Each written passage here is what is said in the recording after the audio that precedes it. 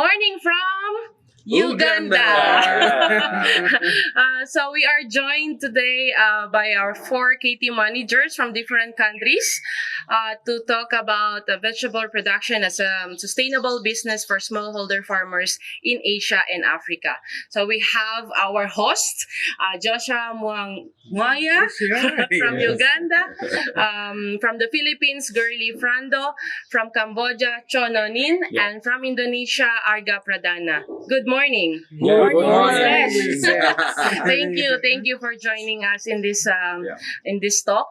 I would like to first put the question to Miss Girlie on why vegetable production is important in the Philippines.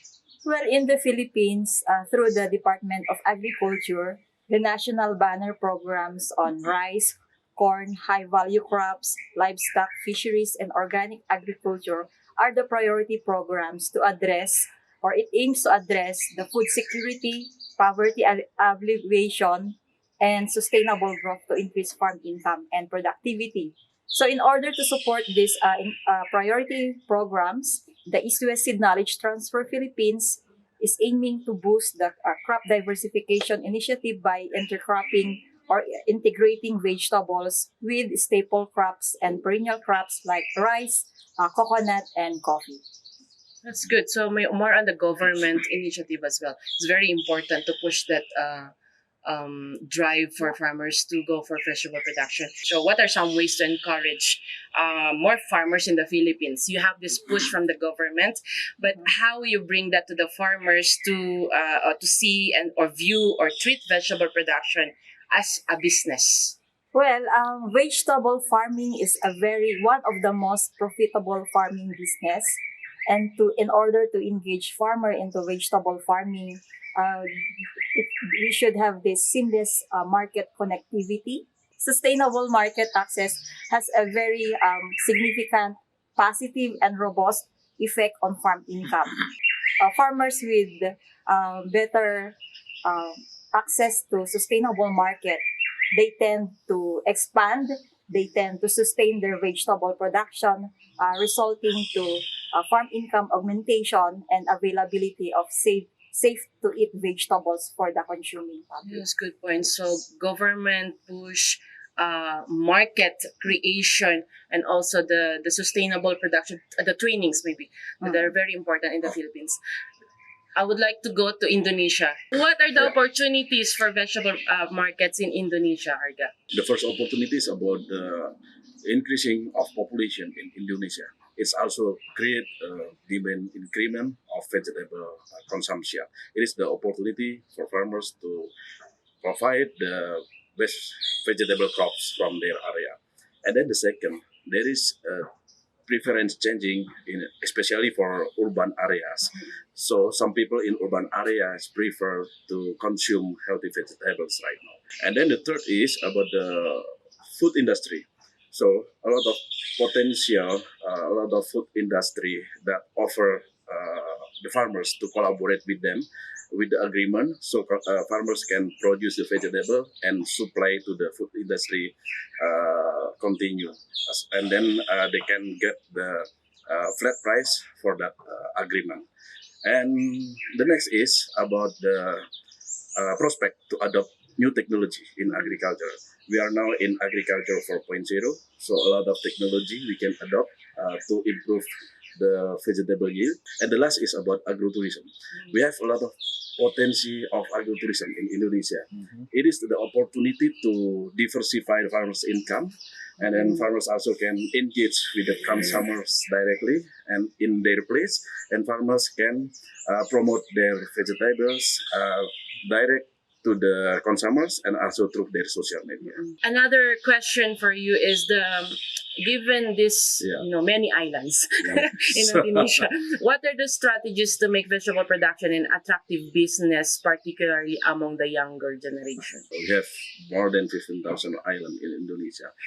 So we also face some challenges through this condition. Sometimes we have limitation access in the agro input in some islands.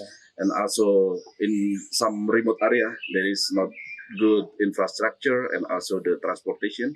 So farmer, especially young farmers, face difficulty to access the market.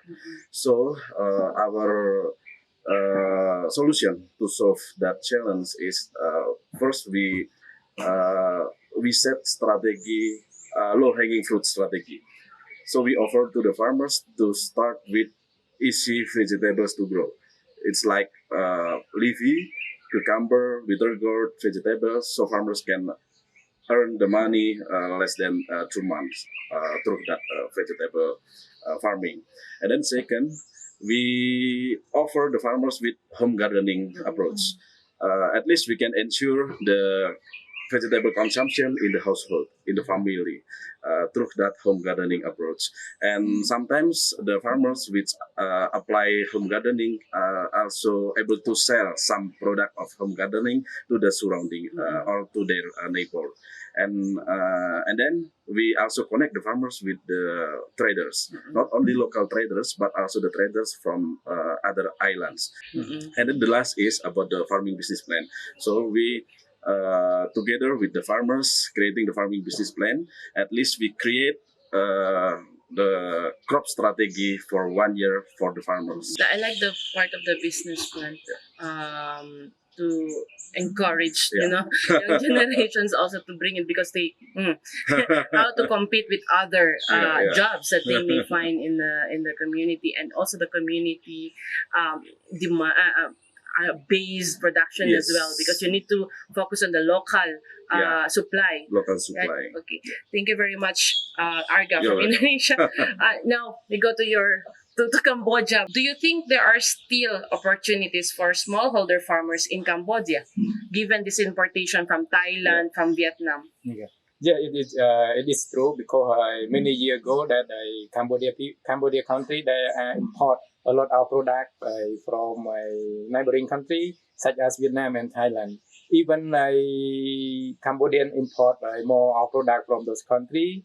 Our smallholder farmer also can reuse their product from other country because currently our smallholder farmer they gain knowledge on vegetable production, and also they can produce and supply more in Cambodia in the local country. Additional, Cambodia people also prefer the local product rather than import product. Yeah. Aside from what you said that your local Cambodian people prefers more of the local produced vegetables, what are the other opportunities or competitive against of these farmers in Cambodia? I am strongly believe that in the future, our smallholder farmer can compete with the import product from neighboring country because of we need we can compete, but we need support from the government, and also we improve some factor that with smallholder farmer too. We need support from the government, such as especially with farm input, because as you know in Cambodia we import a lot. We import a lot of farm input that the smallholder farmer they spend a lot of cost for their production. And for some improvement of smallholder farmer, we need to improve the quality control, because we have to ensure that the local product has the high quality fresh product, and also tasty, and also a good sell life and safe to eat for the consumer. Yes. Another point, we promote the price that let our trader our trader and also retailer, and especially with the end user, and also we do the marketing and build strong branding, and also do promotion advising, and also through social media, and also we establish the partnership with traditional and also international distributor. That have strong network, and also they have more understand about the Cambodian market. And the last point also we build relationship with the distributor, the trader, retailer, and also the hotel, restaurant, to increase supply to the market. You mentioned from the production ensuring bring us safe vegetables for the community, and also linking that to the other value chains actors, the marketers, and also the consumers especially, and well, stakeholder partnerships with the other government as well. So to really ensure that you have a competitive, gain, or you can compete with this Thailand and Vietnam importation. Sure. Joshua, what is the level of sustainability in terms of market development? We are talking a lot of market here. In Uganda, when you focus on one crop, for instance, you have this project on pumpkin. In Uganda, we've been privileged to spearhead pumpkin production in Africa, and we started the project in 2019. And this was a donation of the World Food Prize from Simon and Growth. So pumpkin production has been considered as a backyard crop in Uganda for many years. People just throw the seeds on the rubbish pit or somewhere in the back, and then it just grows by itself with no agronomic practices. But yet, pumpkin is really a nutritious crop that can be consumed here in Uganda. People consume the leaves, the flowers, the fruit, the seed. Almost everything can be consumed, and the crop is very essential for improving household food security. I think the first step, even before we go to creating a sustainable market for a crop, is to create awareness that it can be a commercial crop. And that is what we are really trying to do, is to change people's perceptions, to change people's mindsets, because that is really one thing that is still affecting us, for people to see pumpkin as a viable commercial vegetable crop, not just as a backyard crop for improving food security. But nevertheless, we've also put into strategies for pumpkin production to continue thriving through the market linkages that my colleagues have been talking about, connecting these producers to the international market. Most of the pumpkin being produced here is taken to our neighboring South Sudan, and the other is exported to Kenya.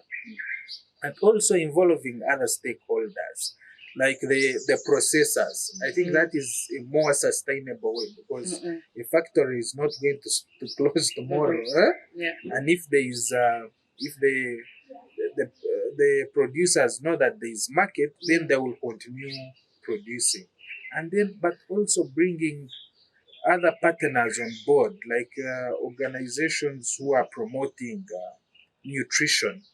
I think another way can be also involving the seed producers, so that they are aware that also pumpkin production can be a viable business, and they promote it through their advertising on radio programs and what. So I think that can really catalyze pumpkin production and can create some kind of a sustainable market for it. You mentioned a lot of these opportunities, but are there risks? Yeah, obviously, I think there are risks, because one of the risks would be, pumpkin is not a high value crop like the tomatoes, like the onions. So it faces competition from other vegetables. And I think also what I talked about earlier is the barrier. That mind barrier that this has been a backyard crop. Also breaking that poses a risk. But other than that, I don't see it being a problem, because pumpkin production can be an entry point for low-income farmers, because the cost of production for the pumpkin is very low, and I think that can be even an opportunity for the women to engage into pumpkin production, because most of the women here in the African setting don't have enough money to do production. And if pumpkin requires a very low investment, requires doesn't require a lot of agronomic knowledge. It's a simple crop to grow. So I think it poses more opportunities than risks. Yeah. Perfect. Perfect. He said we heard a lot from our KT managers. It's a very good discussion. Thank you very much for this very insightful conversation on how vegetable production is being a business. It brings a sustainable business opportunity for smallholder farmers in Asia and Africa. Thank you.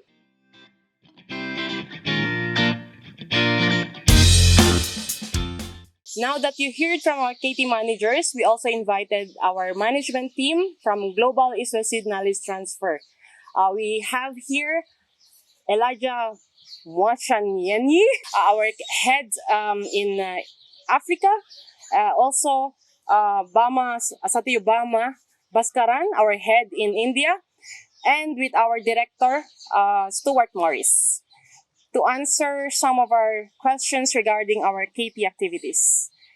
Can vegetable production be a sustainable and a dynamic business to develop rural areas' economies in Asia and Africa? Yes, of course. Vegetable production is a profitable business opportunity for the farmers in Asia. Asia is characterized by smallholder farmers. So these farmers are doing subsistence farming. So you see a lot of farmers are coming away from agriculture because it is not a profitable venture. We are here to showcase them that yes, through vegetables, they can, from the subsistence farming, they can go to profitable vegetable farming. How? If they are producing field crops, the farmer income he gets from 1 acre of paddy, same income he can get from 1,000 square meter of bitter gourd, which is 1/4 of an acre. So this is the value proposition. If the farmers understand that good quality agro inputs, good quality seeds, including that, and also with a good knowledge, latest technologies, the farmers can produce vegetables profitably. Yes. Thank you very much, Bama. This is very good insights. Is it also the same in Africa, Elijah? Yes, indeed. Sustainable vegetable production and marketing can be a game changer in Africa. And here is why. When we talk about sustainable vegetable production, we should always talk about the market. There will always be a market for vegetables in Africa for more reasons than one. The first one, the population of Africa currently stands at 1.4 billion, and it is expected to double by the year 2050. The second reason is current rates of consumption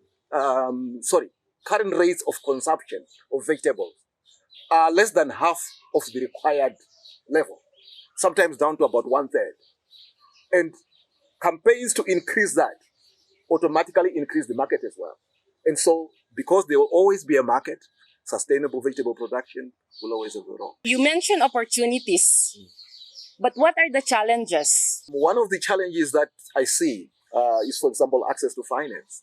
A lot of agricultural institutions are hesitant to give the smallholder farmer loans, basically because of issues of collateral. That can be a challenge. The other challenge is related to irrigation. There are also challenges in accessing water. And so that can be a challenge. For some communities, access to market might be the issue as well, due maybe to the poor state of the roads and poor post-handling facilities. Is it also similar in India that you see a lot of these challenges on finance and also the bringing other technologies like the water management issues? In India, it's slightly different, I could say, because the access to finance, there are a lot of microfinance institutions on the play, and the market, comparing to Africa, the market is developed stage. It's still developing, but the farmers are producing vegetables. They are traditionally producing vegetables. Sometimes they lack in the latest knowledge technologies. So what we think is, it's like there are microfinance institutions available there, and there are also government extension institutions available there, like Krishi Vigyan Kendras, where we collaborate with them to give that knowledge to the farmers. And also we work with the universities. So I could say that here, yes, challenges are there. Moving the farmers' mindset from subsistence farming to make it a profitable production of vegetables. So that is where East West Seed knowledge transfer plays a major role. And here I want to also quote about the opportunities, because the opportunities are, the population is ever increasing. As he said, in Asia as well, the population are increasing, and there people are going more towards responsible consumption. And also the awareness after COVID, especially people want to eat more vegetables. And in countries, in Asian countries also, the consumption of vegetable as recommended by the World Health Organization is 250 grams, and now we are nowhere near it. We are just half of the consumption. So with the population ever increasing, and we have to feed these whole communities. So to feed these communities, the farmers have a very good opportunity through vegetable production. Lovely, but I would like to go back to what you mentioned on mindset. Are there any activities that you've already started in, for example, in India, to change that mindset of farmers? Yes, of course. So when we work with the farmers, we start with the farm economics. So we work with them on making a farm business plan. So what is that we are going to do with that farm in a vegetable production? We select an area. So within that area, we talk with the farmers about what are we going to do with the better quality inputs, what is that we are doing, and what is the farmer needs to invest. We look at different things. One is how much the farmer is willing to invest his money and resource, his time into it. Second is how much risk the farmer want to take. If the farmer is risk averse, we suggest him to go for those kind of vegetables which he doesn't need to risk putting a lot of money into it. So low value crops. So like that, we help him choose. We give him the knowledge to choose which crop he want to goes into and why. And he has to go with the local market requirement, of course. So that is how we change this. Yeah, it takes time. So initially the farmer will be buying some of this, but we have to work with them for a longer time, prove him in the field that yes, this result you can get a very good yield if you adopt good quality seeds and good quality techniques and with the knowledge. Yeah, good activities. But yeah, I'm now looking at you, Elijah. How easy it is to convince farmers on this side, like to be a business minded, like looking at vegetable production as a business intervention, or as an entrepreneurial how do you call that, opportunity for these farmers, for Africa. Seeing is believing. While it is good to say, oh, this variety is good or this technology is good, it will make you into a good business. It is better for the farmer to see the variety and technology or techniques in action. So what we use in East-West Seed knowledge transfer, which are demonstrations on farmers' fields, gives the farmers and their neighbors the evidence they need to be convinced that this is actually the way to go. Yeah.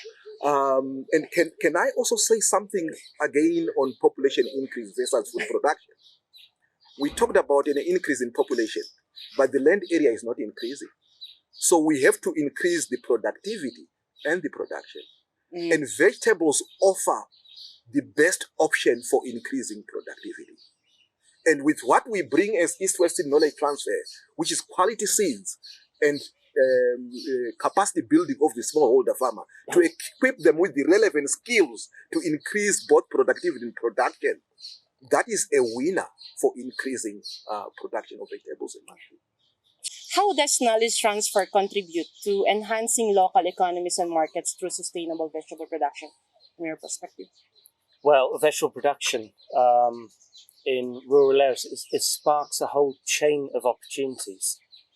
You can start with the inputs needed that the farmers need to produce the vegetables, the seeds, the agrochemicals, any mulching, trellis netting, etc. As vegetable production increases, there's an increasing demand for better quality inputs, which can, of course, and must, of course, be appropriate inputs. You can't just use any inputs. But that's a fantastic opportunity, not just for main input suppliers in cities and towns, but we see numerous cases where farmers become, let's say, small agri-inputs dealers themselves. They start trading in seed, sometimes other inputs, just serving in the community, their own community.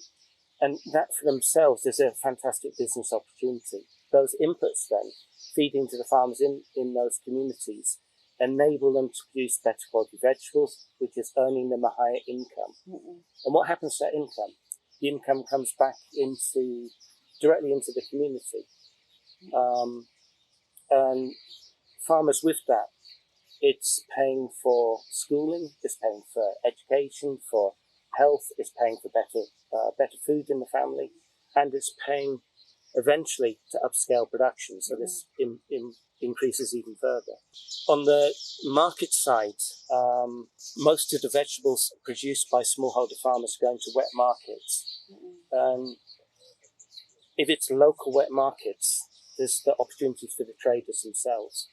So it comes from the collectors, taking the vegetables from the communities into the markets. It comes with the traders in the markets, the wholesalers, and down to the retailers. So there's a whole chain of events sparked just by increased productivity. I love what you mentioned, Stuart, on you're not just helping the lives of smallholder farmers, but you're creating an impact in the whole community. Yeah, the very whole community good. And the whole sector, which stretches out quite wide. Exactly. Yeah. Now that we have these great activities from Katie, what can we do more in the following years? Well, we've had a lot of progress in the last years. I think we're really proud of the impact that we can bring. But we do need to be cautious that we don't move too fast. We have teams operational on the field level. So we can do intensive training for a number of years in the communities, but eventually those teams need to move to new communities. And what happens when we move out? Do we just leave a vacuum? And in fact, what we see is very, very encouraging. We see continued knowledge transfer in the communities coming from the previously trained farmers, coming through the agri-input dealers trained, coming from other market actors, etc. But there's still gaps there. There's still gaps that we really need to identify and to fill. So what I'd like to see in the coming years is that we invest much more into keeping a really solid foot in those communities. And that would enable us to increase the market connectivity, the access to finance, and the continued access to knowledge. The sector changes, the world changes, and the need for different knowledge also changes. So I think we have a lot to do going forward. We need innovations, continuous innovations. Exactly, and also to encourage farmers to really innovate themselves, which is the way forward. Thank you very much, Stuart. Any additional points there before we end this? A very good conversation. I think it's like we want to reach out to more communities and support them, but we can't do this alone. Like we need different strategic partnerships to work along with them to develop these communities. And indeed, there are also opportunities to scale up. In some of the countries we are operating on a small scale, basically because of the resources that we have. So with the right partners, we can really scale up. And not just partners to scale up just capacity building of the farmers, but even on other aspects that we are not specialists in. Issues like nutrition or some of the social topics. We need partners who are specialists in those areas. Can you imagine if there was an organisation pulling the demand of consumers? This is out of our scope of operation. We're doing consumer awareness programs, really intensive, to try to get consumers to eat more. Then you create more demand, more opportunities for the farmers. And as Barma said earlier, there's a huge gap in the consumption rates at the moment. All this is possible with other partners. Thank you very much. I really enjoyed this conversation. Well, Thank you, Bama. Thank you, Stuart. Thank you, Thank you. Elijah. Thanks.